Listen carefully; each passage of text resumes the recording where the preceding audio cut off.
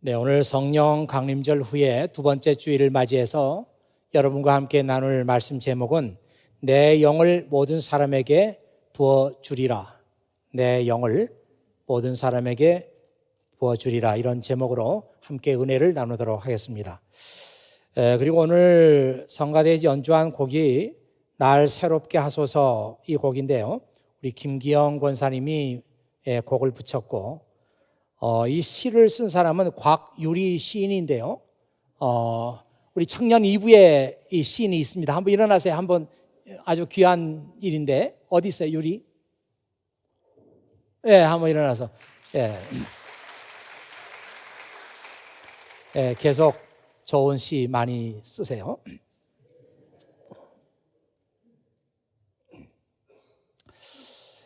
오늘 저는 우리 크리스찬의 삶 속에 왜 성령 세례가 중요한가?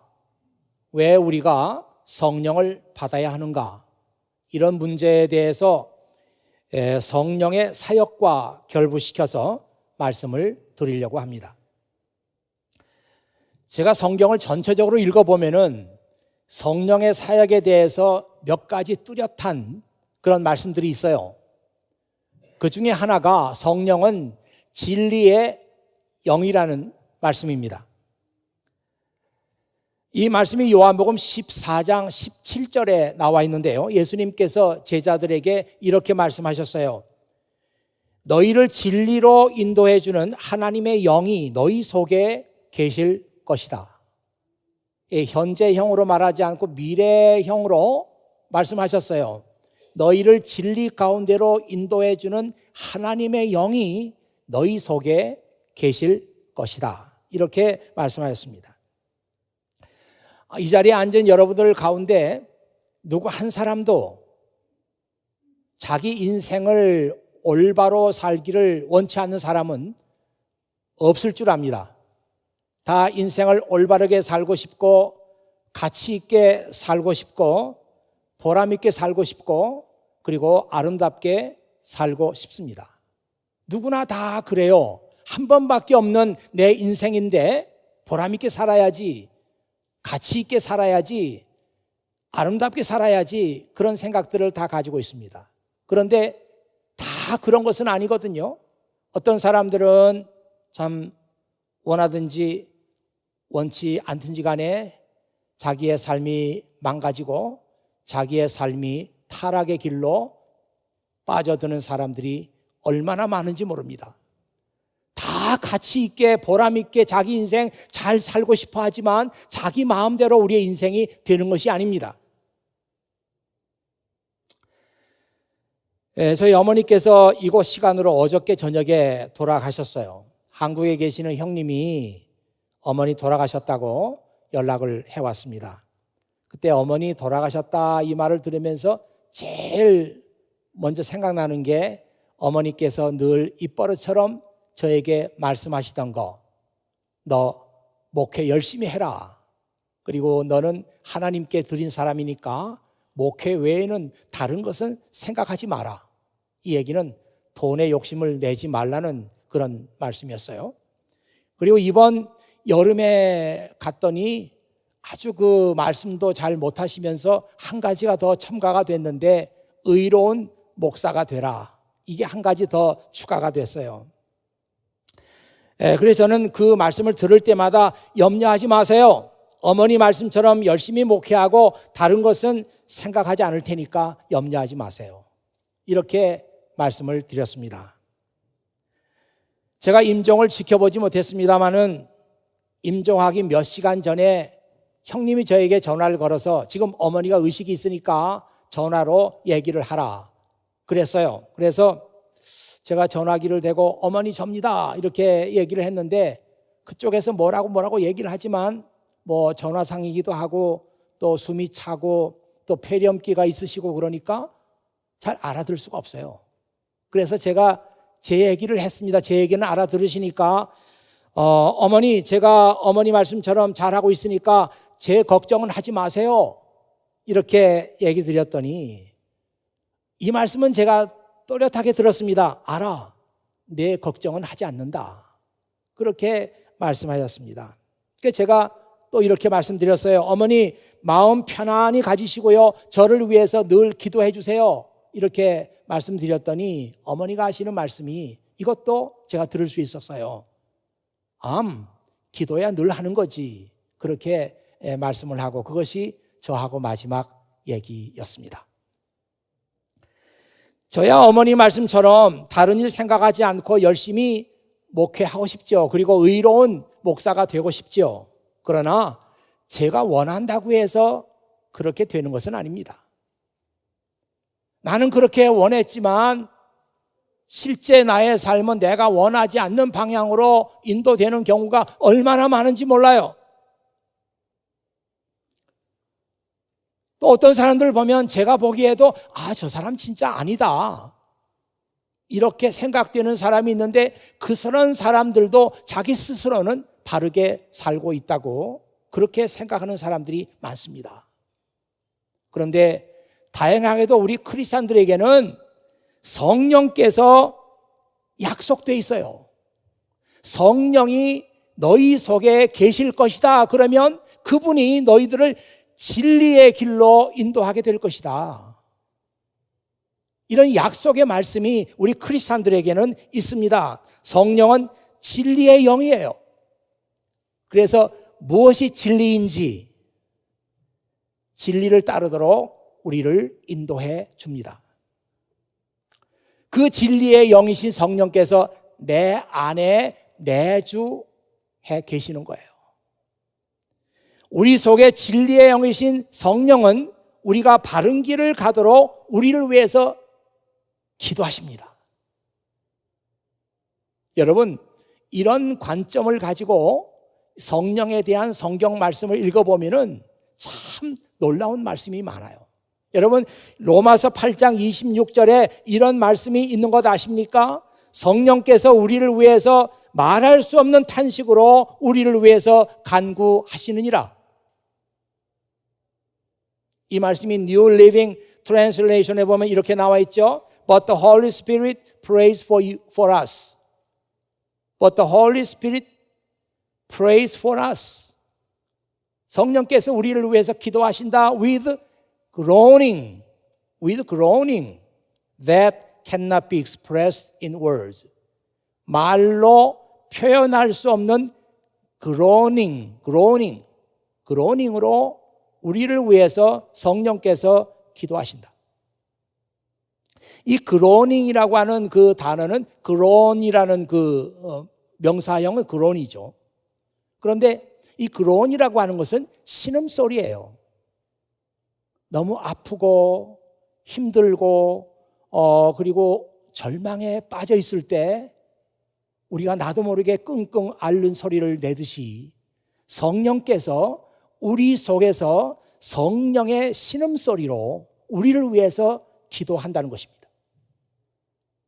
내가 올바른 길을 걸어가지 않을 때, 내가 진리의 길에서 멀어졌을 때, 그리고 내가 불의한 일에 개입했을 때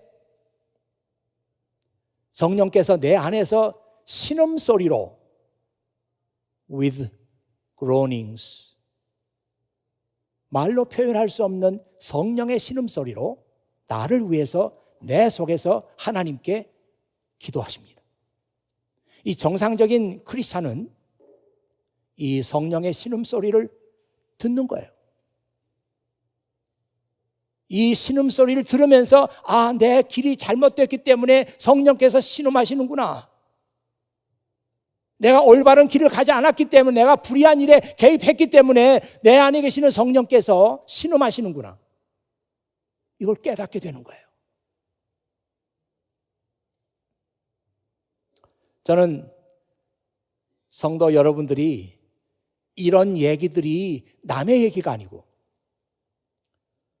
교회 안에서 어떤 특별한 사람들이 주고받는 그런 얘기가 아니고, 제가 말씀드렸지 않아요? 정상적인 크리스찬이라면 우리가 잘못 되는 길을 갔을 때 내 속에서 신음하시는 성령의 신음소리를 들어야 한다.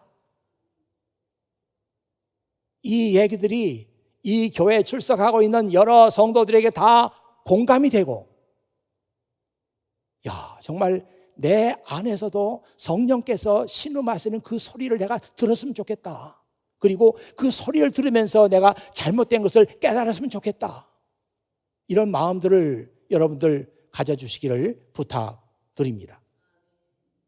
자, 두 번째로 성경을 보면은 성령을 보혜사라고 쓴 곳이 많이 있습니다. 특별히 요한복음에 보혜사 성령이라는 말이 나오고 있습니다. 이 보혜사라고 하는 것은 한자 말인데요. 보자가 지킨다 또는 보호한다 이런 뜻이고, 해는 은혜 해자예요. 사는 스승사자입니다. 우리를 지켜주시고 우리에게 은혜를 주시는 스승, 보혜사라고 그렇게 번역을 했는데, 원래 이 보혜사라고 하는 말은 그 그릭으로 하면은 파라클레이토스 그런 그 그릭이에요. 근데 이것은 영어로 번역을 할 때는 여러 가지 말로 번역이 되는 그런 말입니다. 어떤 때는 helper, 어떤 때는 counselor, 어떤 때는 advocate, 어떤 때는 comforter, 어떤 때는 encourager. 격려하고 위로해주고 내 편이 돼주시고 상담자가 돼주시고 도움자가 돼주시는 그런 말들로 번역할 수 있는 말이에요. 예수님께서 말씀하시기를, 그러나 내 아버지께서 나의 이름으로 보내실 진리의 성령이신 보혜사께서 너희에게 모든 것을 가르치며 내가 너희에게 말한 모든 것을 생각나게 하리라. 요한복음 14장 26절에 있는 말씀이에요. 요즘에 많이 우리가 쓰는 또 뭐 뉴스나 또는 신문에서나 많이 접할 수 있는 게 AI라는 그런 말이죠. Artificial Intelligence, 인공지능이라고 그렇게 말하잖아요. 사실 오래전부터 뭐 초기 단계이긴 하지만 인공지능이 있어 왔고, 그리고 이것이 우리가 가지고 있는 그 스마트폰에 들어와 있습니다. 그래서 애플 스마트폰에는 시리라고 하는 것으로 인공지능이 그 안에 들어 있어요. 제 이름은 이제 그 애플폰에 김태환 목사라고 이렇게 등록을 해놨거든요. 그러니까 이제 인공지능인 시리는 나를 김태환 목사로 아는 거예요. 그러니까 어떤 때는 심심하기도 하니까 시리하고 얘기를 합니다. 아주 뭐 기초적인 거죠. 야, 넌 남자야 여자야? 뭐 그런 거 물어보고, 그러면 시리가 말하기를 그런 건 저에게 중요하지 않습니다. 이렇게 말해요. 너는 예쁘게 생겼니? 믿게 생겼니? 이렇게 물어보면은 그런 건 얘기하기 곤란합니다. 그렇게 또 얘기해요. 아, 그래도 내가 좀 이제 뭐 좀 죄송합니다. 좀 화를 내고 뭐 이렇게 하면은 목사님 그러시면 안 되죠. 인공지능이 대단해요. 그런데 지금은 그 시리보다 더 똑똑한 인공지능들이 속속 나오고 있어요. 구글의 어시스턴트라고 하는 인공지능, 또 마이크로소프트사에서 개발한 코타나라고 하는 인공지능, 그리고 아마존에서 개발한 알렉사라고 하는 인공지능, 이 인공지능에다가 스피커를 달았어요. 그 스피커를 스마트 스피커라고 하는데, 그러니까 이제 우리가 가게 가서 스피커를 사는데 그 안에 인공지능이 들어있는 거죠. 그래서 이제 옆에 두는 거예요. 옆에 개인 비서처럼 두고, 야, 오늘 날씨는 어떠냐? 그러면 뭐 어떻게 되고 뭐 몇 도, 온도는 몇 도고 다 얘기해 줘요. 그리고 웬만한 것은 인공지능이 상당히 발전했기 때문에 웬만한 인포메이션을 물어보면 그대로 그 자리에서 다 대답을 해줘요. 좀 멍청한 개인 비서보다 훨씬 낫고, 그리고 가격도 저렴합니다. 저는 잘 몰랐는데 벌써 인공지능 스피커가, 스마트 스피커가 대중화돼 가지고 저는 잘 몰랐었어요. 벌써 미국만 해도 21억 명이 이 스마트 스피커를 집에 놓고 개인 비서처럼 그렇게 쓰고 있다고 하는 그런 기사를 봤습니다. 앞으로 인공지능이 어디까지 발전할지 알 수 없지만 저는 개인적으로 인공지능이 정말 거기까지 갈 수 있을까? 그런 질문을 가져봤습니다. 내가 실망하고 낙심해 있을 때 내 옆에 있는 인공지능은 나에게 위로의 말을 전해줄 수 있을까? 내가 고민하고 어찌할 바를 모르고 있는데 내 옆에 있는 인공지능은 정말 훌륭한 상담자처럼 나에게 좋은 그런 어드바이스를 줄 수 있을까? 그런 질문이 생겼어요. 또 하나, 이 인공지능 스마트 스피커는 늘 가지고 다녀야 됩니다. 어디 여행 가다가 가지고 가야지 하면서 빠뜨려 놓고 집에 놔두면 쓸 수가 없어요. 또 인공지능은 항상 인터넷하고 연결이 돼 있어야 합니다. 전원과 연결이 돼 있어야 돼요. 배터리가 다 되고 나면은 기능을 발휘할 수 없습니다. 근데 여러분, 이 보혜사 성령은요, 인공지능의 한계를 훨씬 뛰어넘는 거예요. 나에게 최적화된 카운셀링을 해줄 뿐만 아니라 내 속에 있으면서 내가 상심하고 낙심했을 때는 성령의 음성으로 나를 위로해 줍니다. 그리고 내가 어디를 가든지 늘 나와 함께 있습니다. 그래서 내가 빠뜨릴 염려가 없어요. 뭐 하나만 빠져도 기능을 발휘할 수 없는 그런 인공지능과는 달리 내 안에 계시는 보혜사 성령님은 언제 어디서 어떤 자리에서도 기능을 발휘합니다.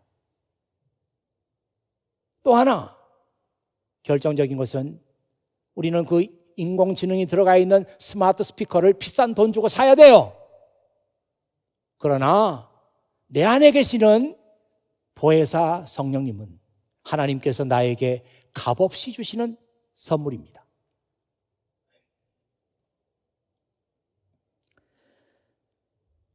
성령 세례를 받는 것은 우리 크리스찬의 삶을 위해서 얼마나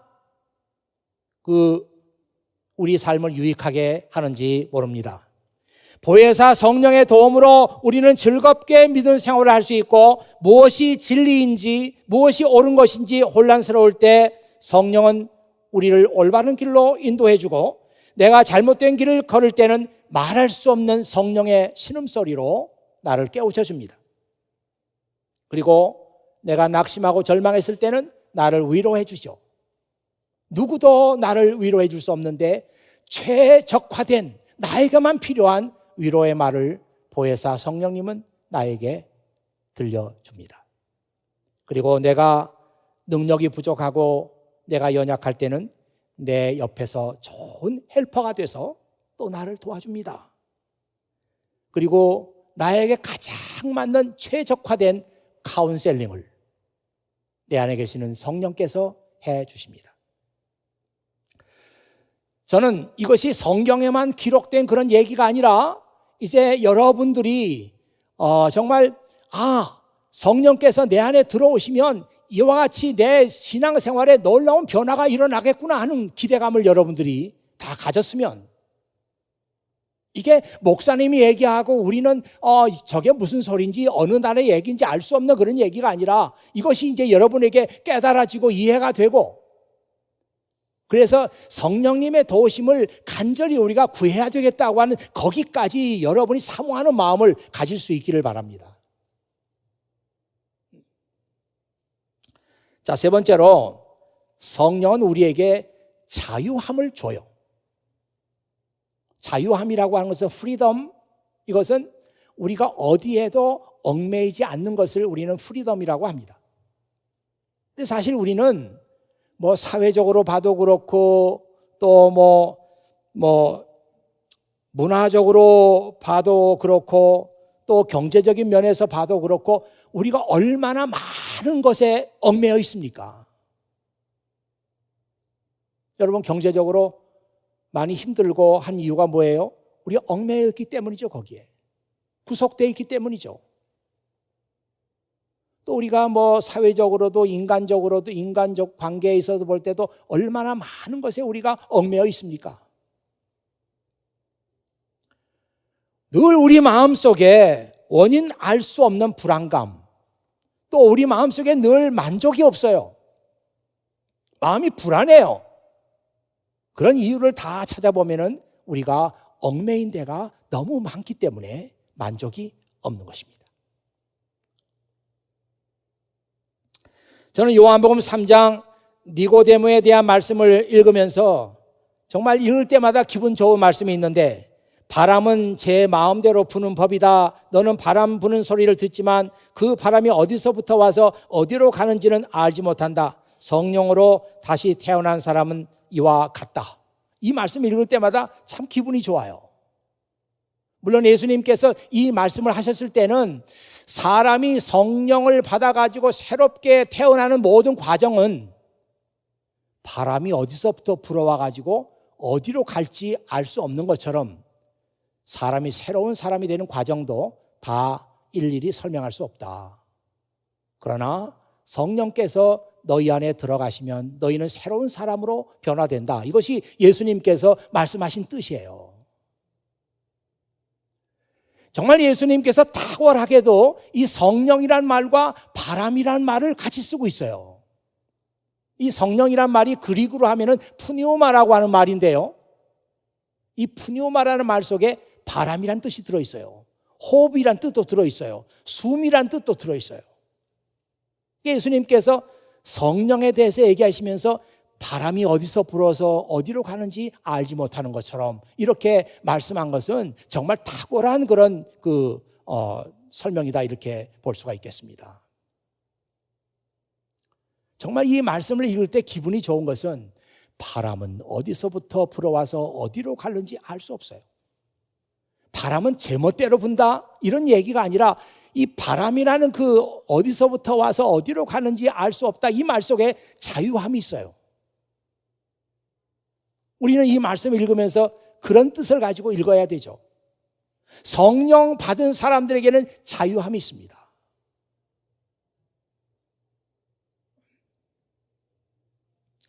여러분, 고린도후서 3장 17절에 또 이런 말씀이 나오죠. 주는 영이시니 주의 영이 계시는 곳에는 자유함이 있느니라. 아주 정말 탁월한 말씀이에요. 주의 영이 계시는 곳에, 여러분의 삶 속에 성령께서 들어오시면 여러분의 삶에 자유함을 줍니다. 이 세상 어느 것에도 우리가 얽매이지 않으며 오직 그리스도에게만 얽매이는 자유함을 우리에게 선물로 줘요.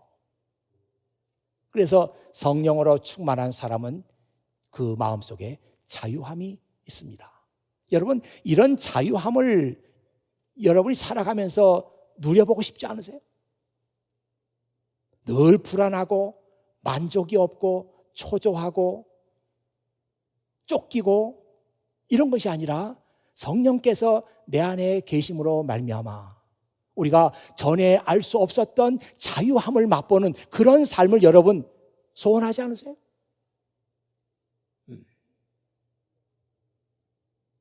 이제 저는 오늘 설교 마지막 부분으로서 제가 오늘 여러분에게 드리고자 하는 가장 중요한 문제를 말씀드리고자 합니다.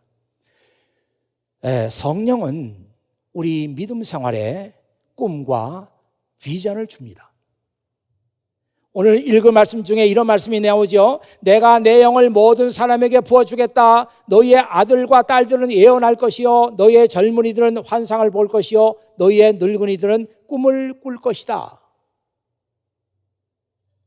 내가 내 영을 모든 사람에게 부어줄 때 너희들이 꿈을 꾸게 되고 너희가 환상을 보게 되고 너희가 예언을 하게 될 것이다. 여러분, 이 말씀을 한번 뒤집어서 반대로 얘기해 보세요.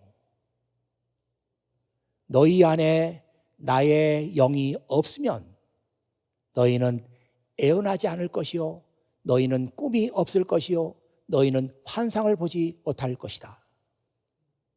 그런 말이 되잖아요. 아직도 이 말씀이 잘 이해가 되지 않으면 여러분 주변에 또 여러분 스스로가 생각해 볼 때 꿈이 없는 사람을 생각해 보세요. 이 사람은 꿈이 없어요. 꿈이 없다고 하는 것은 사는 의미가 없다는 말도 됩니다. 메마르고 건조하고 지루하고 내가 왜 살아가는지 의미를 몰라요. 꿈이 없으니까.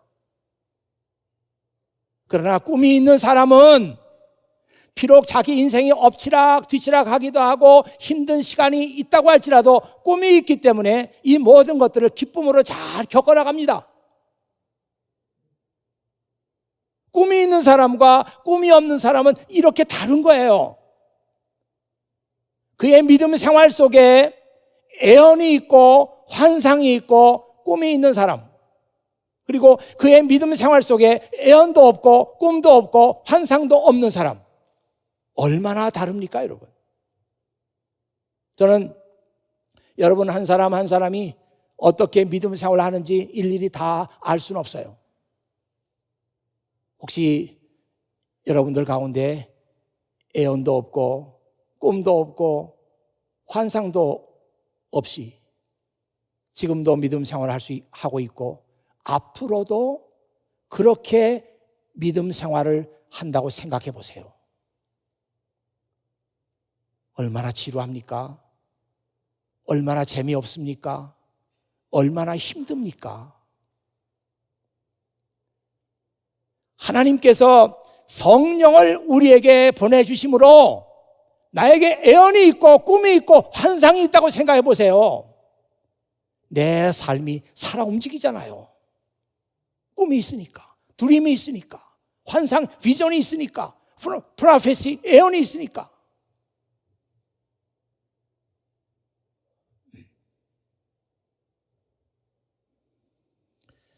몇 년 전에 이 노아라고 하는 영화가 상영이 되었습니다.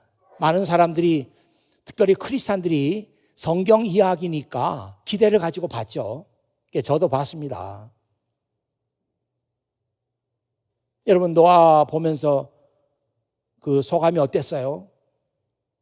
많은 크리스찬들이 노아 영화를 기대를 가지고 봤다가 실망했다고 그래요. 왜냐하면 성경하고 틀리다는 겁니다. 성경에는 그런 얘기도 없는데 뭐 팔을 여러 개 가진 이 타락한 천사가 나타나고 무슨 신화에나 나올 법한 그런 동물들이 등장을 하고, 야, 이런 게 성경에 어디 있어? 성경하고 달라. 그래서 많은 크리스찬들이 그 영화에 대해서 혹평을 했어요. 저도 이제 그 영화를 잘 봤죠. 제가 볼 때는 그렇게 혹평할 영화는 아닌데, 근데 사람들 들어보면 다 뭐 재미없다 그러고, 성경에 없는 얘기야 뭐 그러면서 다들 그렇게 얘기를 해요. 그 영화를 만든 감독이 데런 아로노프스키라고 하는 유대인이에요. 블랙 스완이라고 하는 그런 영화도 감독했던 사람입니다. 이 데런 아로노프스키가 이렇게 인터뷰를 했어요.